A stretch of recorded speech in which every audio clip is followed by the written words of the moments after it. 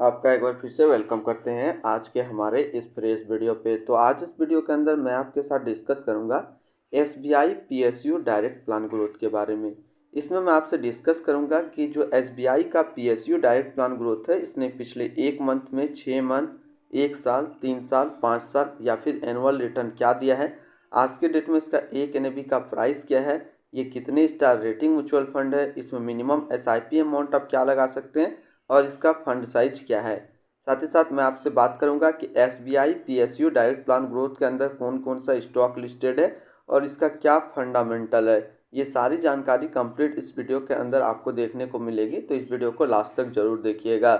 तो सबसे पहले हम लोग बात कर लेते हैं इसकी पिछले 1 मंथ के रिटर्न में। तो 1 महीने में जो रिटर्न मिला है वो 13% के आसपास रिटर्न है। 6 महीने की रिटर्न की बात कर लेते हैं तो 6 महीना में जो रिटर्न है वो 45.86% का रिटर्न है।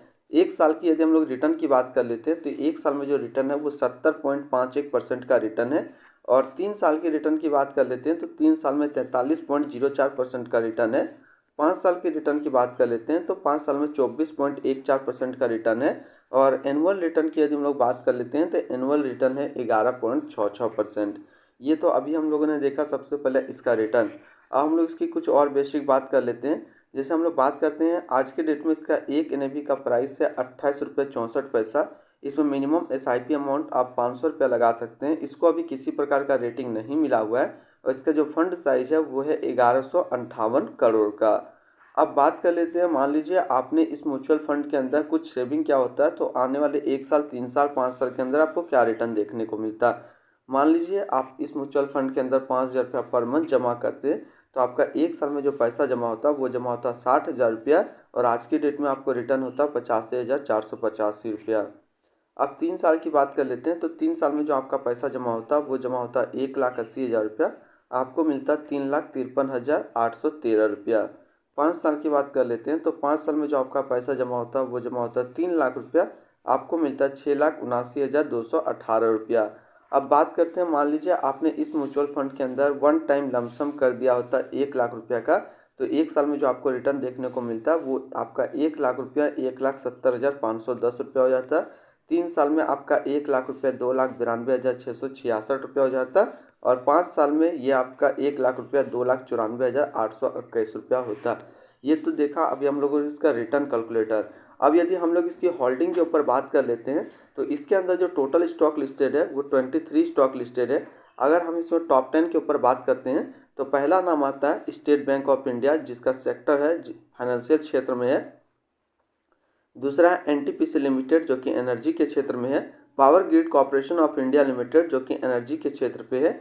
हिंदुस्तान कॉपर लिमिटेड जो कि मेटल एंड माइनिंग के क्षेत्र में आती है। भारत हैवी इलेक्ट्रिकल्स लिमिटेड जो कि कैपिटल गुड्स के अंदर आती है। Housing and urban development corporation limited जो कि फाइनेंशियल क्षेत्र में आती है। नेशनल एल्युमिनियम कंपनी लिमिटेड जो कि मेटल एंड माइनिंग के क्षेत्र में आती है। पंजाब नेशनल बैंक जो कि फाइनेंशियल क्षेत्र में आती है। बैंक ऑफ बड़ौदा जो कि फाइनेंशियल क्षेत्र में आती है। और हम लोग बात करते हैं इंडियन बैंक जो कि फाइनेंशियल क्षेत्र में आती है। यानी कि इसमें हम लोग टॉप 10 की बात करें तो अधिकतर जो है इसमें फाइनेंशियल के क्षेत्र पे या फिर मेटल एंड माइनिंग के क्षेत्र पे है।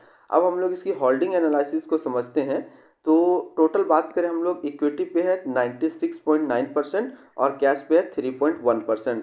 अब यदि हम लोग इसकी सेक्टर वाइज देखते हैं तो फाइनेंशियल पे है 40.1%, एनर्जी पे है 26.4%, कैपिटल गुड्स पे है 16%, मेटल एंड माइनिंग्स पे है 14.3%, अदर्स पे है 3.1%। टोटल इक्विटी कितना है 1123 करोड़ का। अब हम लोग इसमें बात कर लेते हैं मिनिमम इन्वेस्टमेंट अमाउंट। यदि आप first time minimum investment amount लगाना चाहते हैं तो 5,000 रुपया का लगा सकते हैं। सेकंड टाइम जो है आप मिनिमम इन्वेस्टमेंट 1,000 रुपया का कर सकते हैं। मिनिमम एसआईपी आप इसमें 500 रुपया का मिनिमम एसआईपी कर सकते हैं। अब हम लोग बात कर लेते हैं इसकी रिटर्न एंड रैंकिंग पे। और जो भी हम लोग रिटर्न एंड रैंकिंग देखेंगे ये एनुअल रिटर्न की बात करेंगे हम लोग। तो 1 साल में जो फंड रिटर्न है वो 70.5 का है, 3 साल में 43 का, 5 साल में 24.1 का है और एनुअल बात करते हैं तो 11.7 का है। वहीं इस कैटेगरी का जो एवरेज रिटर्न रहता है 1 साल में वो 70% रहता है, 3 साल में 43.6 रहता है, 5 साल में 24.3 रहता है और ऑल टाइम अभी डाटा अवेलेबल नहीं है। रिटर्न रैंक की कैटेगरी पे देखें तो 1 साल में दूसरे नंबर पे रैंक करता है, 3 साल में भी दूसरे नंबर पे रैंक करता है और 5 साल में भी ये दूसरे नंबर पे रैंक करता है। अब इसके आसपास यदि हम लोग सिमिलर फंड्स की बात कर लेते हैं तो इसके आसपास जो सिमिलर फंड्स है वो है quant infrastructure fund direct growth, Kotak infrastructure and economic reform fund direct growth, SBI conversion opportunity fund direct growth, Sundaram financial service opportunity fund direct growth, SBI health care opportunity fund direct plan growth.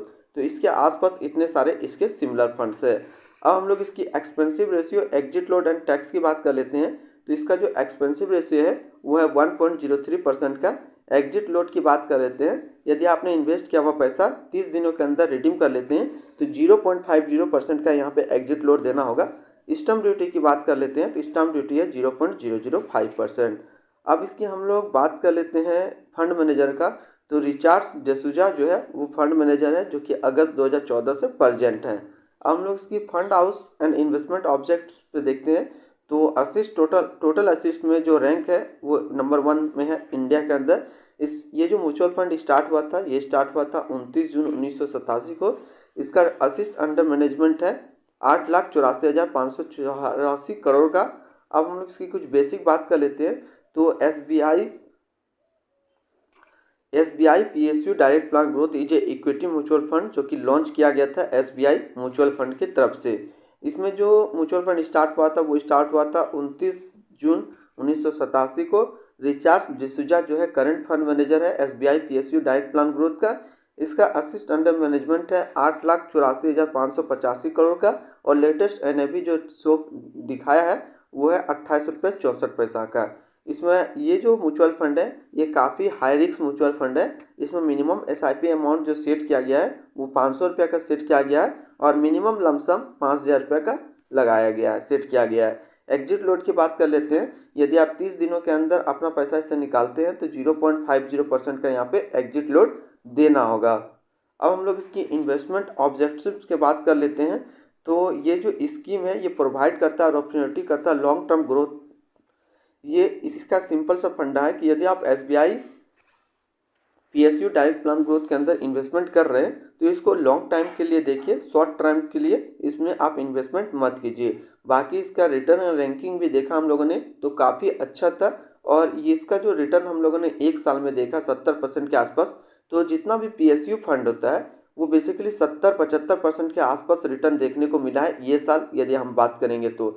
जैसे कि Aditya Birla sun life PSU direct plan growth है उसका भी 1 साल में जो return है वो 70 से 73% के आसपास गया हुआ था। इसी तरीके से SBI PSU का भी अभी करंट में पिछले 1 साल में 70% का रिटर्न दिया है। यानी कि रिटर्न के मामले में अभी PSU डायरेक्ट फंड बहुत ही अच्छा फंड है। तो इसके अंदर आप अभी इन्वेस्टमेंट कर सकते हैं। तो फिर मिलते हैं हम लोग नेक्स्ट को इस तरीके का वीडियो की अच्छी जानकारी को लेकर के।